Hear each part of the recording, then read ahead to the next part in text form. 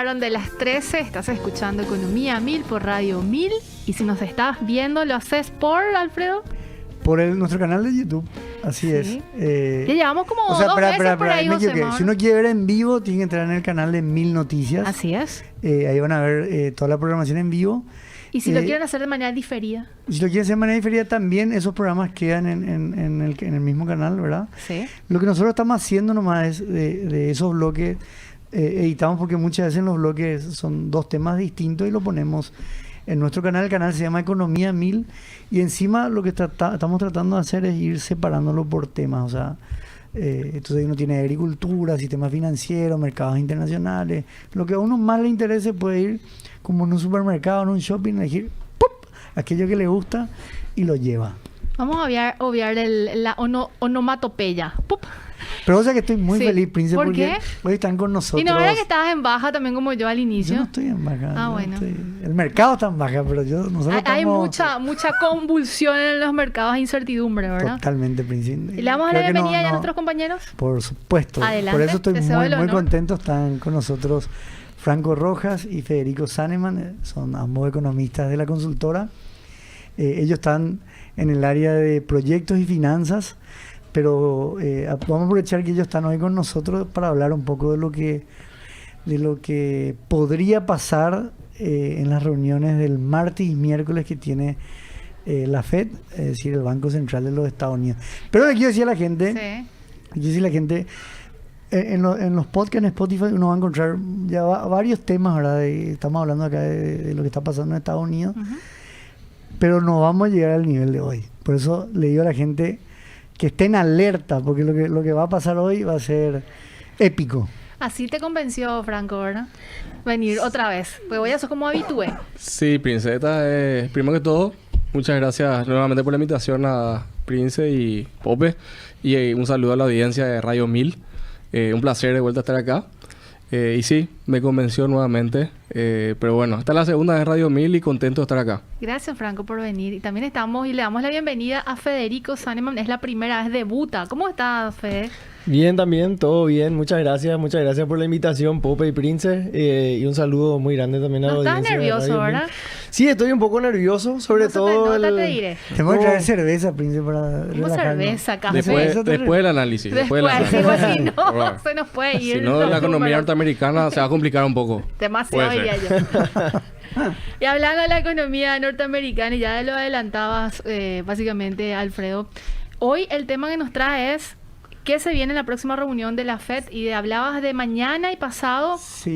Pasado mañana realmente se va a claro, conocer. sobre todo porque yo lo que quería aprovechar ahí a Franco y a Federico es porque de repente también la gente se pregunta o se preguntará, me imagino, o estoy poniendo preguntas en la cabeza de la gente, pero ¿por qué todos los economistas, los diarios, los medios de comunicación que se relacionan con economía vienen hablando de la FED y de la suba de tasa de la FED y lo que la FED va a hacer y que la FED no va a hacer, y si sube 100 puntos básicos, y si sube 75 y si no sube? O sea, ¿por qué es tan importante? Y por qué no estamos hablando solamente de acá de Estados Unidos, sino uno prende el noticiero en España, en México, en Colombia, en Brasil, en donde fuere, digamos, y este es el tema de la semana.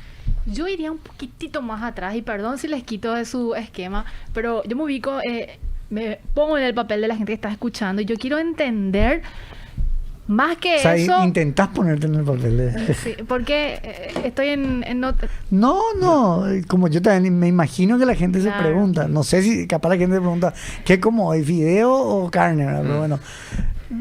Que quiero preguntarle a Franco o a Federico, a Fede, cualquiera de los dos me puede responder.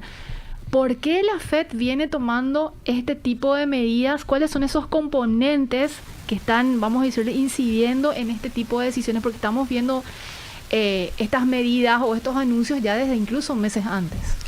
Sí, bueno, Prince, a ver, la FED en realidad toma estas decisiones. Ellos, sería bueno capaz un poco hablar de qué es, vamos a decir, el comité, ¿verdad? O por sus siglas en inglés, FOMC, que se reúnen 8 veces al año, ¿verdad? Está compuesto, Pope, si vos podrías... Sí, quizás ahí nos puede ayudar Rodrigo con una lámina para la gente que nos sigue en YouTube. Bueno, básicamente, digamos, este comité que tiene ya establecidas, digamos, las fechas de reunión, básicamente, bueno, ahí Franco puede complementar, pero está compuesto por el miembro, digamos, de los gobernadores, que son aquellos que tienen un lugar permanente, ¿verdad? Está siempre el presidente de la Reserva Federal del Banco de Nueva York, que es el banco, digamos, por el cual se realizan estas operaciones de mercado abierto. Y después están otros 4 presidentes que van rotando. Recordar que la Reserva Federal tiene 12 bancos, entre comillas, asociados que forman parte del sistema de la Fed. Eso se debe un poco a su historia y su origen, pero bueno. Y si vemos la siguiente lámina, este es el salón donde se juntan. Y después generalmente la reunión está rodeado de cada presidente o cada miembro del comité, ¿verdad? Lleva a sus analistas que están ahí detrás, escribiendo, punteando, sugiriendo al oído. Así mismo, bueno, en esta sala ocurren básicamente los debates entre los distintos integrantes de este comité. Y en este comité se decide la política monetaria norteamericana, ¿verdad? Se decide cómo va a seguir el banco, vamos a decir, para bajarlo un poquito llevarlo un poquito a Paraguay, ¿verdad? Un poquito el Banco Central norteamericano. Y acá se decide si sube la tasa, baja, qué otros instrumentos de política monetaria van a utilizar, cómo lo van a hacer, en qué medida. Hablan de la economía, obviamente, norteamericana, ¿verdad? Y cómo ven en el futuro y actualmente. Y en base a diferentes informaciones que van recabando, van tomando decisiones. Esta semana, esta reunión tiene lugar el martes y el miércoles. Son 2 días. Y esta reunión también tiene la particularidad de que tiene vamos a decir, aparte de que sale el comunicado de qué es lo que se decide, ¿verdad? En cuanto a tasas de interés referenciales, que después podemos ahondar un poquito mejor en eso, también va a salir como un diagnóstico o lo que ven del tema económico, ¿verdad? También sale un informe económico en esta... Que es súper interesante porque hay que recordar que la Reserva Federal de los Estados Unidos maneja una cantidad de información privilegiada, por lo tanto es muy interesante estos informes. Pero Fede, ¿por qué todo el mundo tiene que estar pendiente de esto? No, realmente es bastante importante porque en cierta manera lo que se fija en los Estados Unidos tiene un efecto, un ripple effect, le dicen que sería un efecto rebote en todas las economías del mundo, ¿verdad? Entonces, de acuerdo a lo que se fije en esta reunión, básicamente tendría un impacto no solamente en los Estados Unidos en su política monetaria, sino también en la política global, o sea, en la política monetaria global, como también, o sea, en tema de tasa de interés, ¿verdad? Sería un impacto a modo global. Entonces los mercados reaccionan ya con la información que se viene manejando. Los mercados ya van reaccionando y bueno, ¿verdad? Más que eso es... bueno, es por eso, pero anda un poco nervioso nomás todavía. No, pero básicamente lo que decía, hacer la economía más importante del mundo, la más grande, ¿verdad? Por otro lado, su moneda, uno puede decir, bueno, pero con el guaraní también la política, pero prácticamente nuestro guaraní y las implicancias de la política monetaria nacional doméstica terminan con nuestra frontera, más o Así menos. mismo. Acá estamos hablando de la moneda más utilizada para el comercio internacional y por otro lado también Y la reserva de valor del mundo actualmente, ¿verdad? No sé si están evadiendo mi pregunta, pero yo voy a volver a insistir con la anterior. Sí. Hay ciertos indicadores que están tratando de resguardar desde los Estados Unidos o como comité, digo. En realidad, bueno, Prince, esto viene un poquito, hay que remontarse al 2020, ¿verdad? En la época de la pandemia. ¿Qué sucede con la, vamos a decir, la Fed? Bueno, tiene unas tasas de referencia que son unas tasas que afectan inmediatamente, vamos a decir, los depósitos de los bancos en el Banco Central, ¿verdad? En la Fed. Esto es uno de los indicadores, o el principal indicador, diría, ¿verdad? Que surge después de las reuniones, ¿verdad? Que dicen cuánto el Banco Central Norteamericano, en este caso la Fed, va a pagar por las reservas de los bancos depositados en el Banco Central Norteamericano. Y a partir de ahí, Franco, podemos decir que de ahí se desprende lo que sería el encarecimiento del crédito y se va derramando, digamos, al sistema financiero. Totalmente, porque la tasa de la Fed es una tasa referencial no solamente a nivel local en Estados Unidos, sino a nivel global, ¿verdad? Que más adelante, capaz en otro programa, podemos hablar un poquito de lo que es el principio de evaluación de activos y ver qué impacto tiene esto. Todo el mundo escucha, ¿verdad? Las acciones bajan, los bonos suben, bajan. ¿Por qué le impacta esto a los bonos o a los activos financieros, ¿verdad? ¿Cómo le impacta? Pero bueno, sí, así como decía Pope, esta tasa de interés tiene un efecto total en los créditos, ¿verdad? Vamos a decir, en la tasa de interés que la gente, vamos a decir, pronto y mal, la gente común recibe, ¿verdad? Entonces, y en los últimos tiempos, ¿verdad? En el último año y medio, la Fed fue aumentando esto, ¿verdad? Y esto tiene una explicación detrás, ¿verdad? ¿Por qué lo hace? Sí, quizá ahí, Franco, podemos ver en la lámina, Rodri, si no yo me estaba adelantando, ¿verdad? Me estaba adelantando con mi pregunta. No, pero... Como tenemos toda la explicación, Prince. O por lo menos... inflación, había empleo, pleno es que, empleo. de hecho, pensamos que tenemos parte de la explicación, yo ¿verdad? yo estoy segura que sí. De hecho, un poco porque todo el mundo está prestando atención, en gran medida podemos decir que este es uno de los temas más importantes que ellos tratan, que ha sido los niveles de inflación. Sí, o sea, los niveles de inflación en los Estados Unidos, si nosotros vemos a partir del 2020, empiezan a subir, ¿verdad? O sea, 2021 con mayor fuerza. En el 2020 más bien bajan las tasas muy fuerte por una cuestión de la pandemia que todos estamos al tanto, ¿verdad? Entonces, vamos a decir, la tasa de interés de la Fed baja a niveles de 0%, 0 punto algo, ¿verdad? Cercano, 0.25. ¿verdad? Que tienen un rango, ¿verdad? En los cuales se manejan, una brecha. Luego esto, vamos a decir, hay una inflación, que hay diferentes factores que afectan esta inflación, que empieza a surgir. Y la Fed, como otros bancos centrales del mundo, tuvieron un diagnóstico distinto al que actualmente hoy desembocó. Eso es muy importante. No, ahora es importante también mencionar por qué estaba baja la tasa.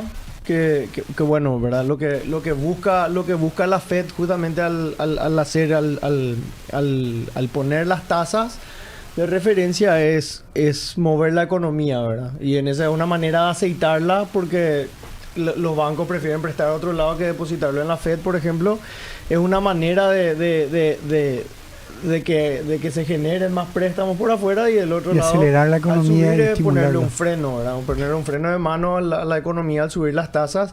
Y es justamente la reunión lo que se espera para lo que se está esperando, más o menos un 90%, es una suba de 75 puntos básicos, ¿verdad?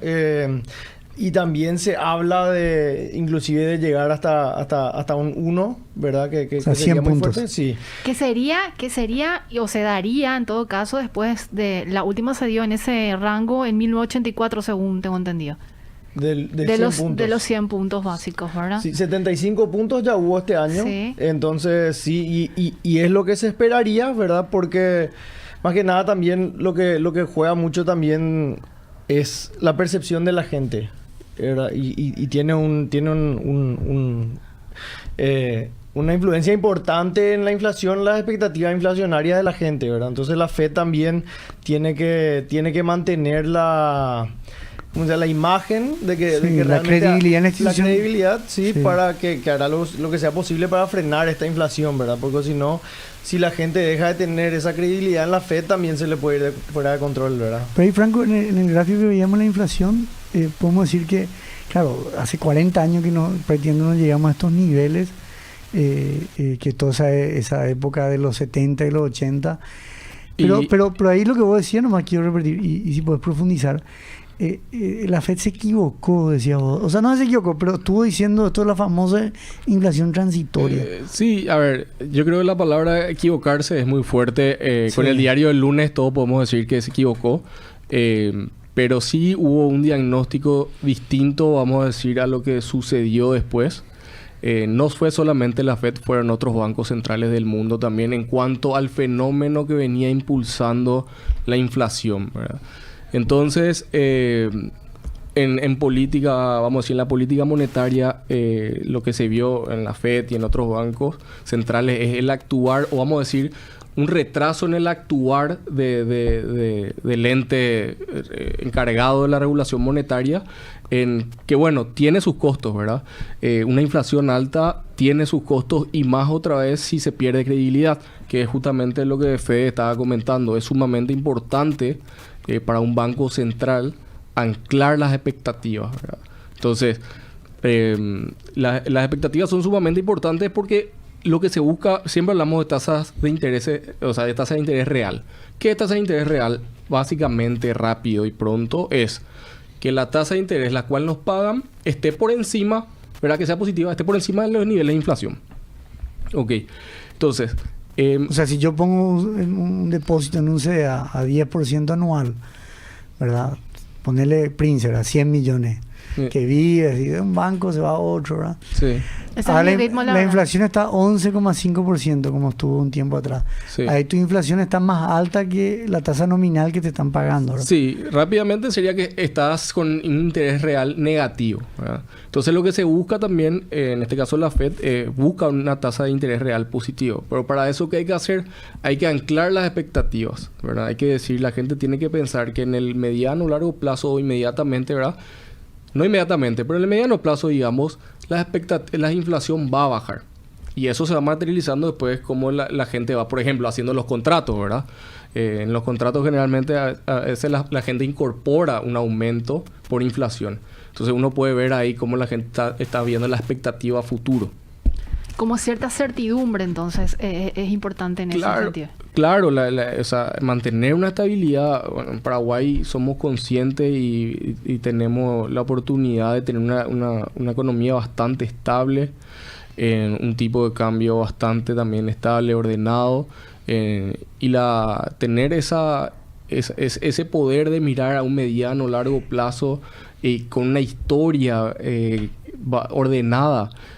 Bueno, es bastante satisfactorio. Podemos mirar a nuestro vecino, ¿verdad? Argentina, en ese caso, que es complicado hacer proyecciones financieras, claro, económicas con un nivel, con una coyuntura de esa envergadura. Claro, un montón de esfuerzo para tratar de cubrirte la inflación.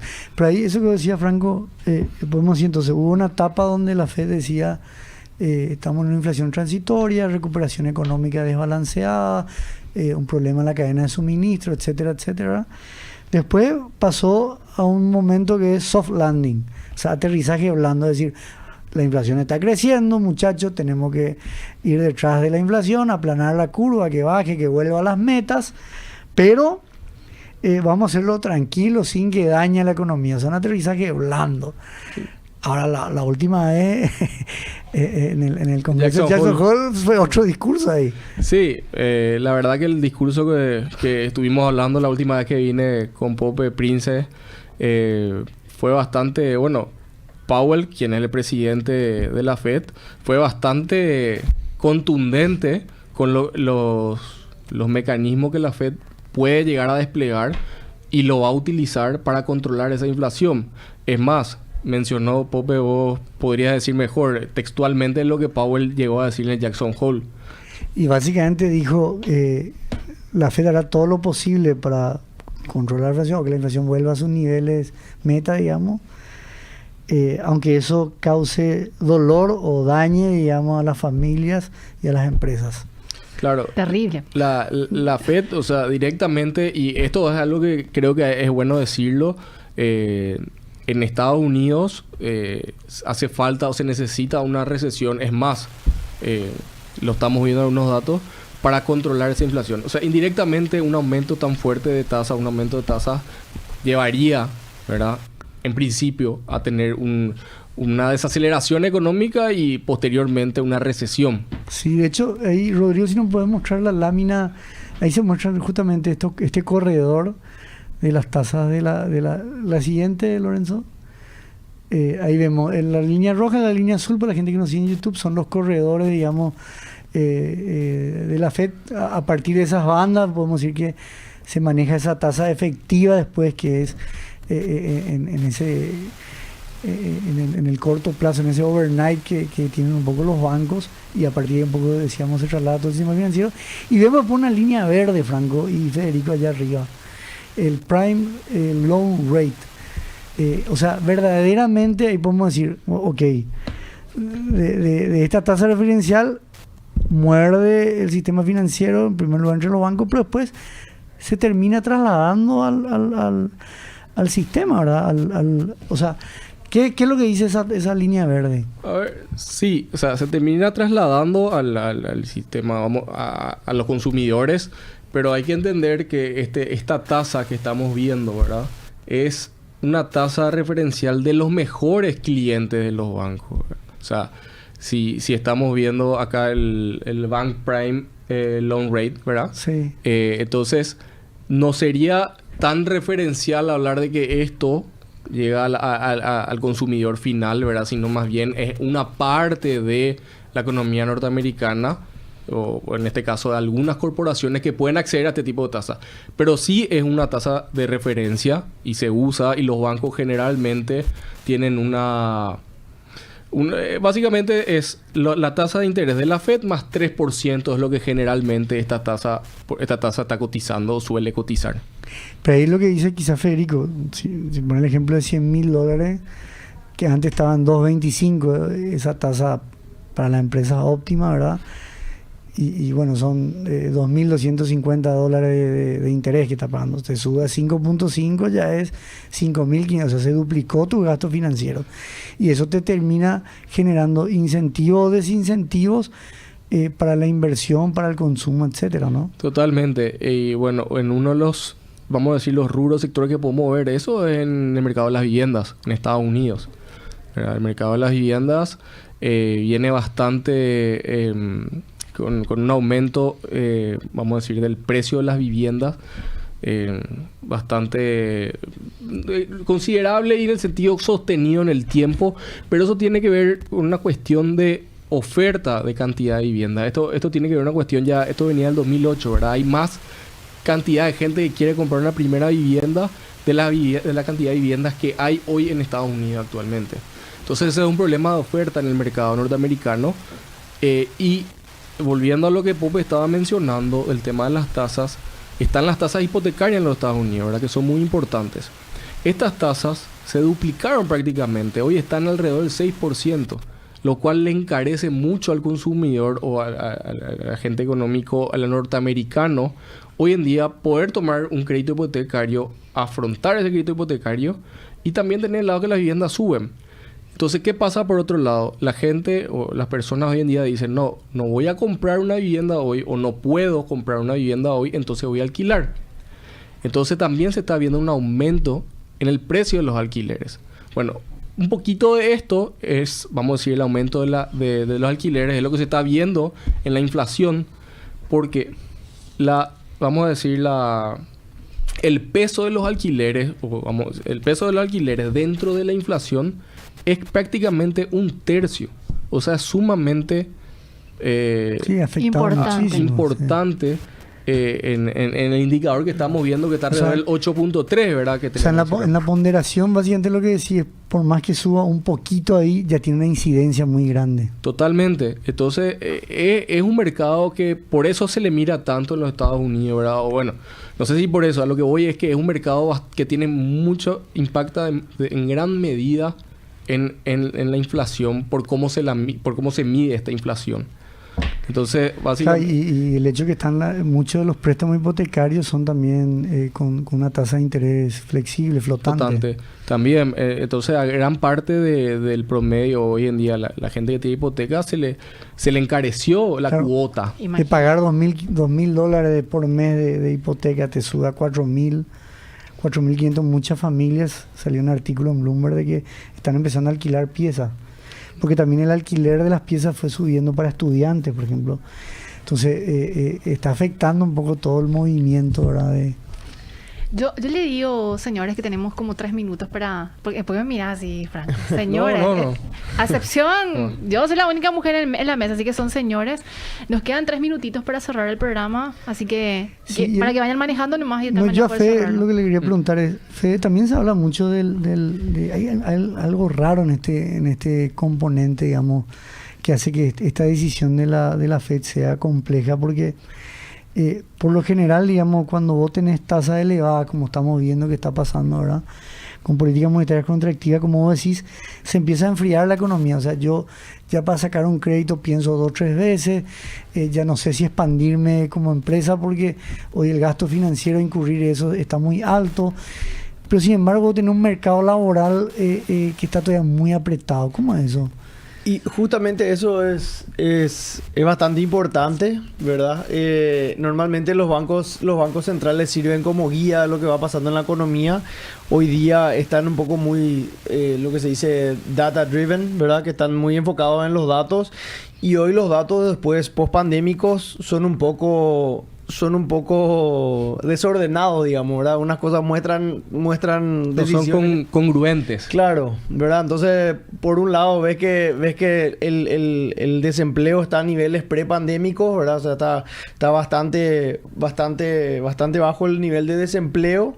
Sin embargo, ves que Estados Unidos está entrando en una recesión, pero al mismo tiempo hay una inflación alta, ¿verdad? Y son condiciones que normalmente no van tanto de la mano en lo que es, o sea, en los análisis que se venían haciendo, ¿verdad?